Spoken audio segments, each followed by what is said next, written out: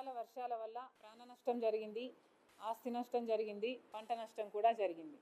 తడిచిపోయిన ధాన్యం, రాలిపోయిన మామిడి, కూలిపోయిన అరటి, చెడిపోయిన పసుపు ఇలాంటివే కనిపిస్తున్నాయి. మరి ప్రభుత్వం ఏం సమాధానం చెప్తుంది? దాదాపు 5 లక్షల ఎకరాలలో పంట నష్టం జరిగింది అని వార్తలు వినిపిస్తున్నాయి. కానీ ఇంతవరకు ప్రభుత్వం తరపు నుంచి కనీసం ఎవరినైనా పంపి సర్వే చేస్తున్నట్టు కూడా సంకేతాలు అందటం లేదు. మరి ముఖ్యంగా వరి రైతులు పండించిన ధాన్యాన్ని కుప్పలు కుప్పలుగా పోసి అమ్ముకోలేక ఇప్పుడు ధాన్యం తడిచిపోయి దిక్కుతోచని స్థితిలో ఉన్నారు. వీరికి ప్రభుత్వం ఏం సమాధానం చెప్తుంది? అన్న చెప్పినట్టు ఉభయ తూర్పు గోదావరి జిల్లాలు తీసుకున్నా కూడా దాదాపు 30 లక్షల మెట్రిక్ టన్నుల దిగుబడి వచ్చింది. దాంట్లో ప్రభుత్వం తీసుకున్నది కేవలం 13 లక్షల మెట్రిక్ టన్నులు, అంటే 17 లక్షల మెట్రిక్ టన్నులు ఇంకా రైతుల దగ్గరే ఉంది. పొద్దున అన్న వివరిస్తుంటే చాలా మంది రైతులు మా పంటను కొనుక్కోండి అని ఆఫీసర్లని బ్రతిమలాడుతున్నా కూడా మా లిమిట్ ఇంతే, లిమిట్ ఎక్సీడ్ అయి మేము కొనలేము అని రైతులకు సమాధానం వస్తుంది. రైతులు పండించిన దాంట్లో కనీసం 30% కూడా, కొన్ని చోట్లయితే మరీ అధ్వానంగా 15-20% కంటే కూడా ఎక్కువ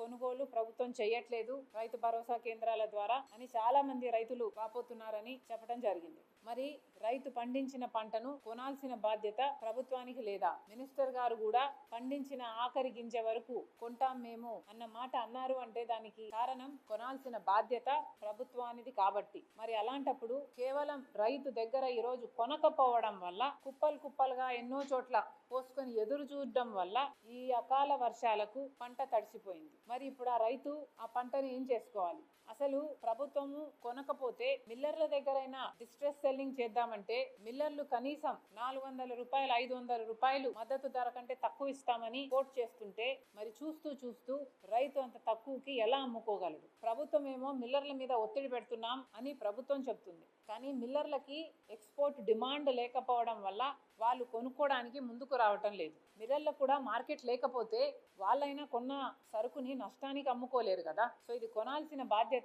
ప్రభుత్వానికి, రైతుకు ధర వచ్చేలా చూసే బాధ్యత ప్రభుత్వానికి. అవతల చూసుకుంటే పక్కన తెలంగాణ రాష్ట్రంలో ఇదే పరిస్థితి వస్తే, ప్రొడక్షన్ ఎక్కువ అయితే సివిల్ సప్లైస్ ద్వారా, తెలంగాణలో ఉన్నది కాంగ్రెస్ ప్రభుత్వం, రేవంత్ రెడ్డి గారు సివిల్ సప్లైస్ ద్వారా ఆ అధిక ధాన్యాన్నంతా కొని ఫిలిప్పీన్స్, మలేషియాతో ఎంఓయూలు చేసుకొని మరి ఎక్స్పోర్ట్ చేయగలిగారు. మరి అది మనం ఎందుకు చేసుకోలేకుండా ఉన్నాం? మనం పండించేది కూడా అదే ధాన్యమే. మరి మన రైతులు కూడా అదే ఇబ్బందే ఉన్నప్పుడు మరి మనం కూడా ఆ మార్గంలోనే ఎందుకు చేయకూడదు? కూటమి సర్కారేమో మాటలు కోటలు దాటుతాయి కానీ చేతులు మాత్రం గడప కూడా దాటం. ఇదే మంత్రులు వీళ్ళే ఆఖరి గింజ వరకు కొంటాం,